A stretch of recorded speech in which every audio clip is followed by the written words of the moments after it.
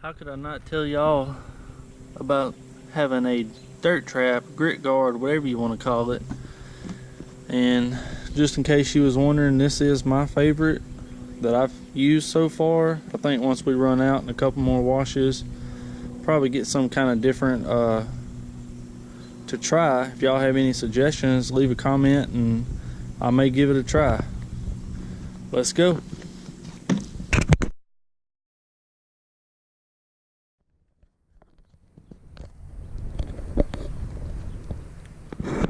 So I think we're going to call this the Forced 5-3 crew, because I got to refer to y'all in some way and I can't just keep saying y'all or guys and gals. And so let's do the Forced 5-3 crew.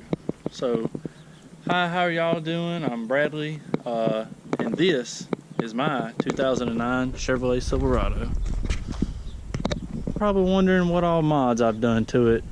Well, I know it's kind of hard to tell, but I did one of the very first things I did was I got tint. And so the fronts are 7% and the rears are 4%. Ask me how I know. Yeah, I got pulled over for that crap and never took it off.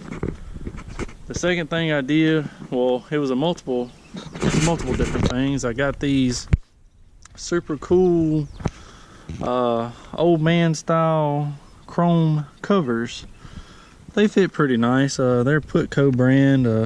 I've had them on since 2012, so they're needing them some update. Maybe we can swap in a fully chrome handle, a real one out of something else.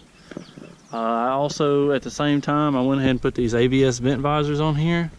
It's one of the best mods that you can ever do, in my opinion, any of these vehicles. See, I did these Raptor steps, 4-inch oval. At first I had some mud flaps on here with them. As you can tell, it kind of wore into my paint, so I'd recommend no mud flaps unless they came factory, and they still may do that. Same goes with fender flares. But so far it's not really pitted or anything. The underside got real rough, and I did not too long ago, I took these brackets right here and I repainted them. That was a mistake also, because the bolts do not like to come out of there after they've been on there for a couple of years. We got some visitors on the channel. Not planned. In my way. Bad chickens. So after that, I decided, well, I got a 2-wheel drive truck. What's the best thing you can do to a 2-wheel drive truck? Yeah, lift it. Why not? I always wanted a 4-wheel drive, not that I needed it.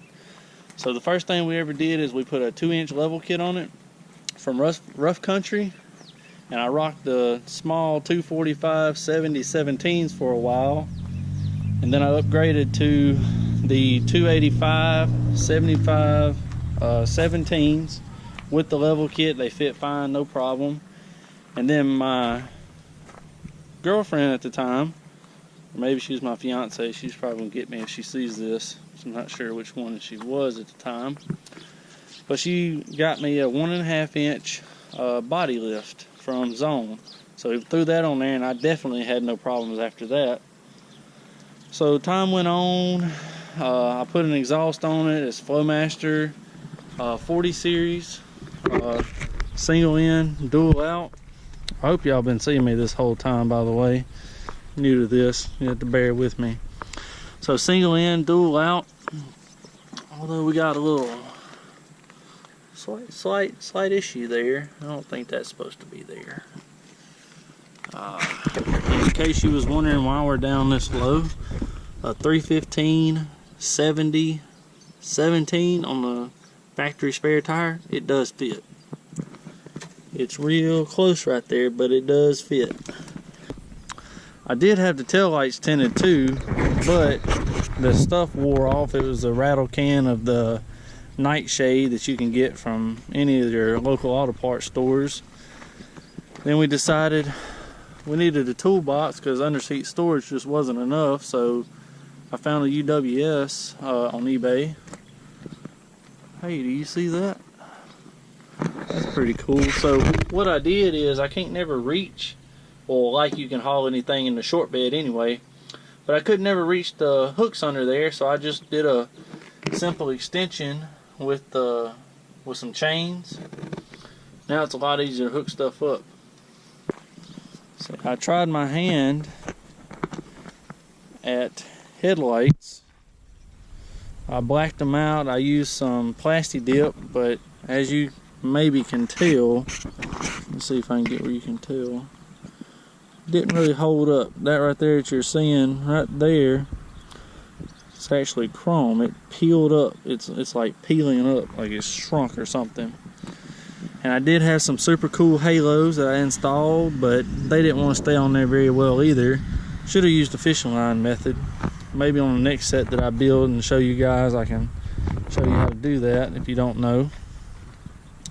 See, I had this chrome impact bar right here. I did have that blacked out for a long time.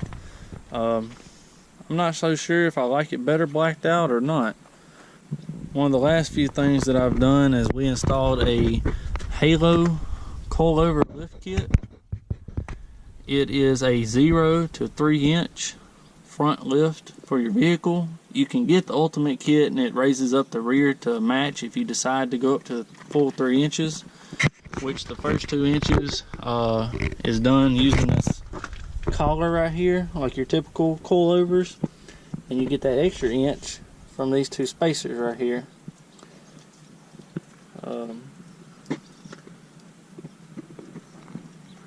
I then noticed that first off, you can't run the factory upper control arms if you want to set it at 3 inches without cutting these bump stops off. The reason your bump stops are there is to limit your down travel of your suspension, so I would recommend not cutting them off unless you have a lift kit that specifically accounts for that. And oh, I guess my tire rubs a little bit right there. What do y'all think? It's not too bad. So then we installed these rough country upper control arms. I did have the tubular ones, but they just look kind of wimpy too. So I went ahead and upgraded to the forged that they offer. And personally, I think they're well worth the price, and you don't have to pay the same amount as, say, like Cognito or something they're like twice as expensive.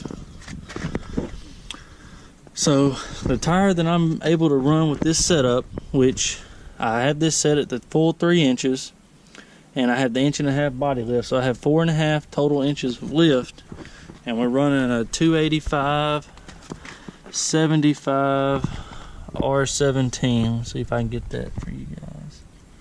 285 75 R17. It is an E-load, and I went a little ricer on here, and I installed this red cap to match some of the red that I have, as you've probably seen throughout. And this is a little faded because it is plastidipped. So a question for you guys is, do I just keep re-plastidipping? Because this is what it looks like when you re-plastidip it. Looks pretty good. I don't know if I can get it. I mean, it looks pretty good after you do it, but it only stays that way for a limited amount of time. So should I keep it, or should I try to get some vinyl stickers? Same color. I like the red and black going on. One thing I did forget to mention is I did install these to match the toolbox, and because the little spacer that comes with the toolbox under here, and I could have got some different foam or a wider piece or something, but I wanted it to look a little bit better, so I went ahead and got some bed caps to protect the top of my bed. And I hope y'all can see my face at least. I hope y'all have been able to this whole time. So that's my truck. My story is, we're on the road to 600 horsepower in this beast.